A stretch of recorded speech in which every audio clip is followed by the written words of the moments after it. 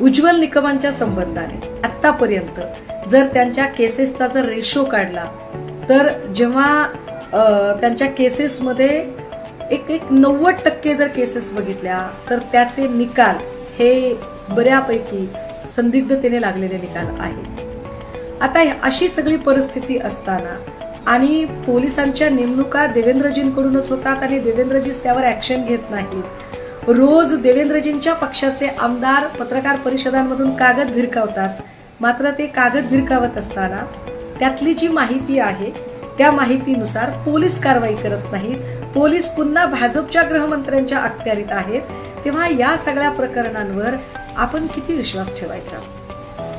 हे सगळं चालू असताना ज्या चक्रावून टाकणाऱ्या घटना घडतात, काल या संबंधाने लोकशाही चॅनलवर धनंजय देशमुखजी आणि मनोज जरांगे हे दोघे बोलत होते। त्यातलं मनोज जरांगे यांचं वाक्य फार महत्वाचं होतं। ते असं म्हणाले की देशमुख हत्या प्रकरणाच्या आडून सरकार आपला अजेंडा राबवत आहे।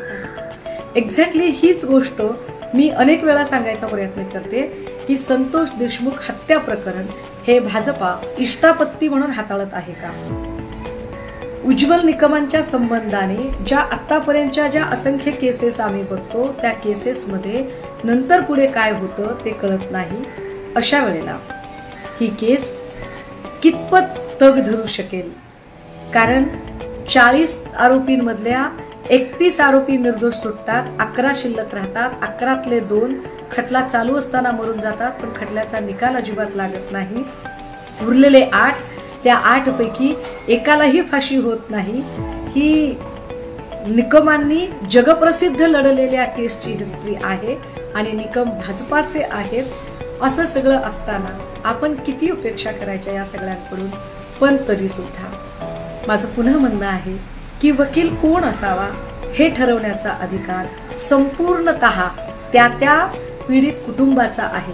त्यामुळे जर पीडित कुटुंबाला असं वाटत असेल की आमची केस अमुक एका वकिलांनी लढावी तर निश्चितपणे त्यांच्या इच्छेचा आपण सन्मान केला पाहिजे।